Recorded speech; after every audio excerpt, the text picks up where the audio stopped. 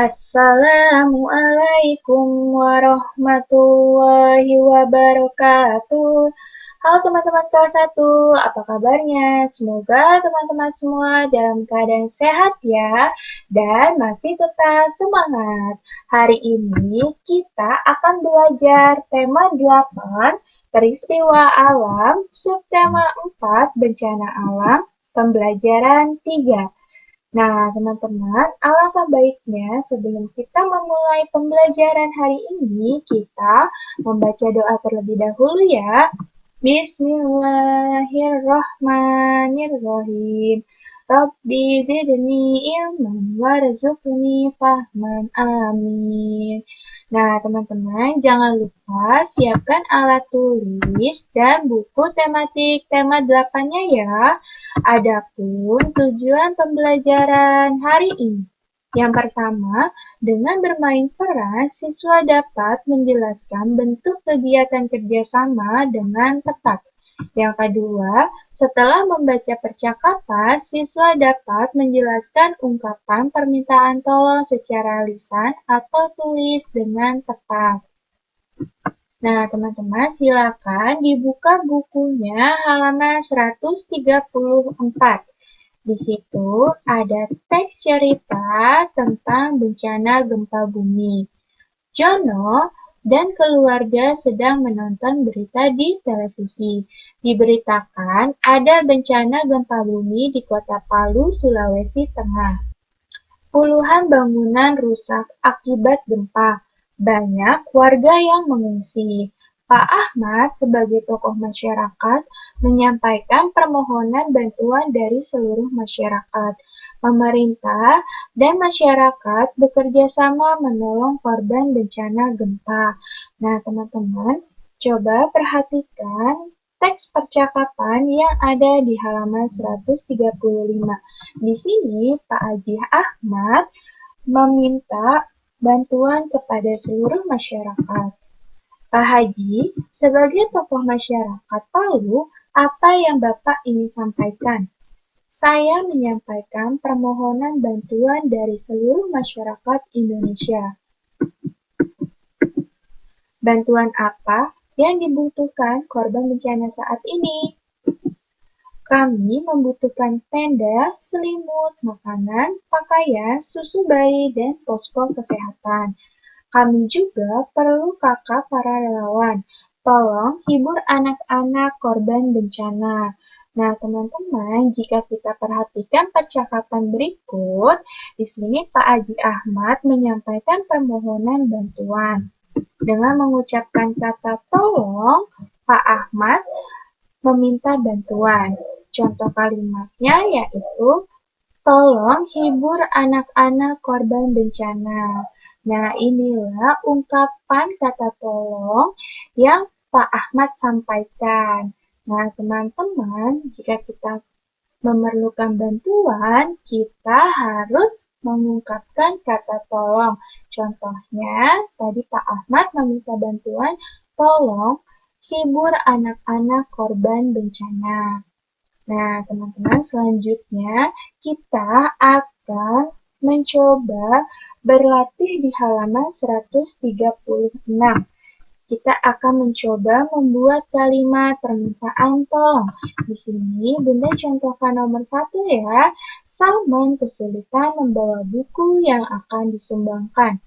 Salman meminta bantuan Jono untuk membawa buku itu. Nah, kalimat yang diucapkan Salman, kalimat yang diucapkan Salman ketika meminta bantuan kepada Jono bagaimana? Seperti ini ya kalimat ungkapan permintaan tolongnya. Jono, tolong bantu saya membawa buku-buku yang akan disumbangkan. Nah, itulah kalimat yang diucapkan oleh Salman kepada Jono untuk meminta bantuan dengan menggunakan kata tolong. Nah, agar dapat memahami, teman-teman coba mengerjakan nomor 2 ya. Di sini ada Ibu meminta bantuan Ika memasukkan kue ke dalam dus yang akan disumbangkan. Nah, kalimat yang diucapkan Ibu bagaimana? untuk Ika.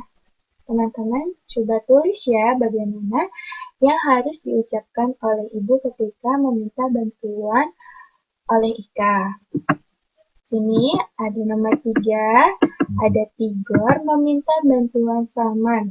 Tigor ingin mengumpulkan mainan untuk anak-anak korban bencana. Nah, kalimat yang diucapkan Tigor bagaimana untuk meminta bantuan kepada Salman? Silakan teman-teman berlatih ya membuat kalimat permintaan tolong. Korban bencana sangat membutuhkan bantuan kita. Masyarakat dan pemerintah bekerja sama membantu korban bencana. Sebagian orang sibuk memasang tenda. Ibu-ibu membantu memasak di dapur umum. Dokter dan perawat memeriksa kesehatan pengungsi. Semua orang bekerja sama menolong korban bencana. Nah, teman-teman, di sini ada bentuk-bentuk kegiatan kerjasama di pengungsian. Ada para warga sedang membantu para pengungsi. Ada yang memasang tenda, ada yang membantu memasak, kemudian juga ada para relawan dokter ataupun perawat yang sedang memeriksa kesehatan pengungsi. Di mana di sini mereka saling bekerja sama untuk tolong menolong korban bencana. Nah, teman-teman, kita akan bermain peran tentang kerjasama. Ya, di sini ada seorang polisi.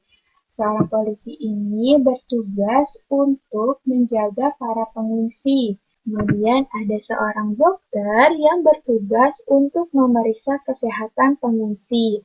Kemudian ada seorang perawat yang bertugas untuk merawat para pengungsi. Nah, yang terakhir ada seorang guru. Seorang guru bertugas untuk mengajar anak-anak yang ada di pengungsian. Oke, kita bermain peran ya. Bunda contohkan di sini ada seorang polisi. Polisi tadi bertugas untuk menjaga para pengungsi.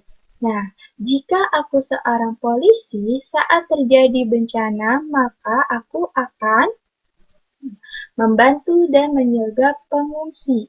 Jadi, kalau teman-teman menjadi seorang polisi saat terjadi bencana, teman-teman akan apa? Membantu dan menjaga pengungsi. Nah, di sini ada seorang dokter. Jadi, dokter itu untuk memeriksa kesehatan para pengungsi. Nah, jika aku seorang dokter, saat terjadi bencana, maka aku akan kalau teman-teman menjadi seorang dokter, teman-teman akan apa? Nah, di sini ada seorang perawat.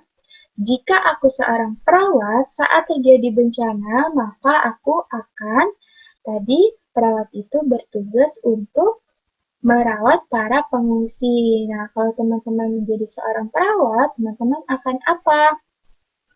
Dan yang terakhir, di sini ada seorang guru. Guru bertugas untuk mengajar anak-anak yang berada di pengungsian. Jadi, jika aku seorang guru, saat terjadi bencana, maka aku akan, kalau teman-teman menjadi seorang guru, teman-teman akan apa? Nah, itulah bentuk-bentuk kerjasama yang ada di tempat pengungsian. Mereka saling bekerja sama untuk tolong-menolong. Nah, silakan teman-teman dikerjakan ya, berlatih di halaman 136 dan 137. Allah Subhanahu wa Ta'ala berfirman, "Berbuat baiklah, sungguh Allah menyukai orang-orang yang berbuat baik." Surah Al-Baqarah ayat 195. Menolong orang yang sedang dalam kesusahan adalah perbuatan baik. Manusia hidup harus saling menolong. Ada saatnya kita membutuhkan bantuan dari orang lain, begitu pula sebaliknya. Ada saatnya kita harus membantu orang lain yang sedang kesusahan.